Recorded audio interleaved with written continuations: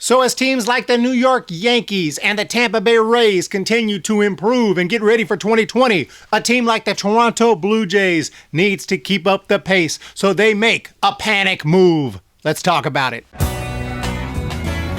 And he drives it into right center field, hit a ton. This baby is way back on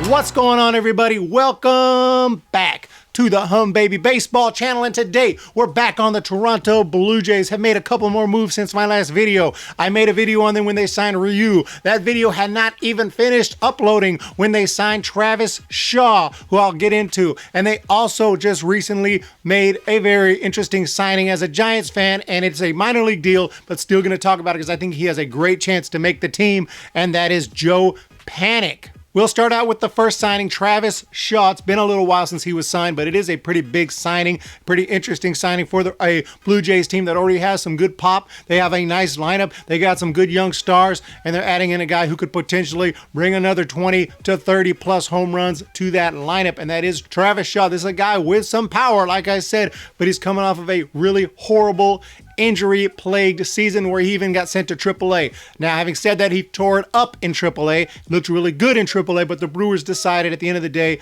they were not going to bring him back, so he became a free agent, and the Blue Jays pounced, and they grabbed this guy. Between 2017 and 2018, he hit 63 bombs. In 2017, he also topped 100 RBI. He does strike out a lot, but he can also work a walk, so his on-base percentage is not atrocious. He is 6'4", powerful, and the deal is just for $4 million. I say just $4 million, but you know what I mean. In terms of Major League Baseball, $4 million is not going to be terribly expensive. It is $4 million with incentives if he stays healthy and gets plenty of plate appearances. He is, again, coming off of a rough season in 2019, where at the Major League level, he hit only 157 with just 7 bombs in 230 at-bats. Again, he did a lot better in AAA, where he hit 286 with 12 home runs in 133 at-bats. And the Blue Jays are obviously very hopeful he can have a bounce-back year and hit a little more like he did in 17 and 18. And when you add him into that infield, along with all the youngsters, Bichette,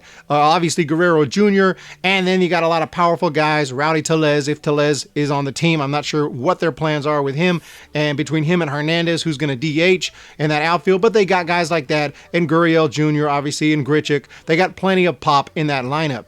So this to me is like a team that may not have that 145, 50 home run beast in there, but they got a lot of guys who are going to hit you between 25 to 30, maybe 35 bombs each. And then you got your youngsters in the infield. If those guys can come into their own, if at least 2 out of those 3 guys between Bichette, Biggio, and Guerrero Jr., if just a couple of those guys will really have a great season, and you know, you get around what you expect power-wise from that outfield, you're going to really have a nice team, and especially if Travis Shaw can come forth and have a nice season. Blue Jays can definitely be in a wild card hunt in 2020. It's going to be tough to go for the division, but you never do know in baseball, so the Blue Jays are really in a prime position to go for a playoff spot, especially with that great rotation that they got. And I mentioned in my last video, they added Shun Yamaguchi from Japan. He's going to try to compete for a spot in the rotation. They also added Chase Anderson, Tanner Roark, solid arms, and of course the big signing with Hyun Jin Ryu. And they also got Matt Schumacher, who's always put up solid numbers. He has had a really rough time with injuries, including, of course, getting struck in the head in 2016 by a line drive on the mound, and that was just terrible. He had to have brain surgery, and since then he's also had some arm surgeries and whatnot. He's constantly having trouble staying on the field, but in just those 5 starts he had in 2019, he was 3-0 with a 1.57 ERA. So it's just 5 starts, but you can't ask for any more than that. Matt Schumacher, if he's healthy, will definitely be an option as well. But what I mostly wanted to talk about today was Joe Panik. As a Giants fan, I'm obviously very familiar with Joe Panik. Now, this is not a huge signing by any stretch. The guy, in fact, it's a minor league deal. Let's just say it. It's a minor league deal with an invitation to spring training. However, I believe that he has a really good chance to make the team, and I think that the Blue Jays should consider putting him on the team if he has a nice spring training, which I'm sure they will. That's why they're inviting him to spring training. But Joe Panik is a guy who doesn't strike out much. He puts the ball in play. He is a good hitter. He comes through in the clutch oftentimes, and he's a great defender out in the field. Now, I know the Blue Jays already got their middle infield pretty much covered. This guy could be a platoon player. He could start if needed. If someone gets hurt, he can be there. It's a guy with big league experience. And we're going to talk about Joe Panik's career. His first year was 2014. He came up from the minor leagues and pretty much tore it up right away. He ended up hitting .305. He was 6th in the Rookie of the Year voting, and he helped propel that team into the playoffs, who would eventually win it all, winning the World Series. Followed up that with a 2015 that was also great. He made the All-Star team. He hit .312, .378 on base, .455 slugging, and an .833 OPS. And then in 2016, didn't have a great year at the plate, but he did win the Gold Glove. Like I said, a great defender. He only hit .239, but he has a bounce back year in 2017, hitting .288, .347 on base. He doesn't strike out that much. He's a great contact hitter. Unfortunately, he really started struggling offensively in 2018 and 2019 as well, and the Giants finally decided to let him go. They picked up Scooter Gennett, DFA'd Panik, got picked up by the Mets, and for the rest of 2019 with New York, he hit .277, couple home runs, and had a pretty nice stretch with the Mets to close out 2019. In his entire 6-year career, he has come to the plate over 2,700 times. He has struck out 253 times. You got that going for you. He does not strike out much. If you think about that, 253 times over a 6-year career and 2,700 plate appearances, there are guys who strike out 200 plus times in a season. He strikes out 200 plus times over his entire 6-year career with 2,700 plate appearances. He does not strike out much. He makes contact with the ball, and he is a great defender. So the Blue Jays, I think that this is a really good pickup for them, especially as a minor league signing. They don't have to pay him a bunch of money, bring him to spring training. You give him a chance to make the team, and I'd love to see him make the team because I'm a big Joe Panik fan. Like I said, the middle of their infield is pretty much on lockdown. Kevin Biggio and Bo Bichette will be there. They also have another former Giant, Breivik Valera, as a backup. I don't think he was ever on the actual Giants, but he was definitely in the organization. And before that, he was in the Dodgers organization because I've seen him play both with the Oklahoma City Dodgers and the Sacramento River Cats. So Breivik Valera has been around for a while. He's also been in the Yankees organization, but he's never been a big-time hitter or a big-time prospect. He's just a nice platoon player and a backup-type player. Also, Santiago Espinal, he hit .317 in AAA, hadn't yet made his big league debut.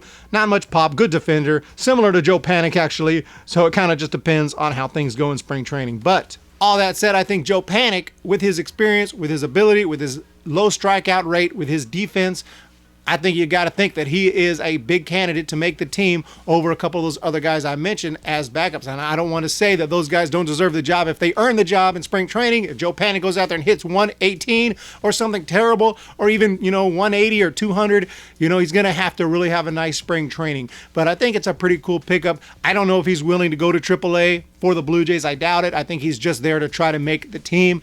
And if he doesn't make the team, he'll probably become a free agent.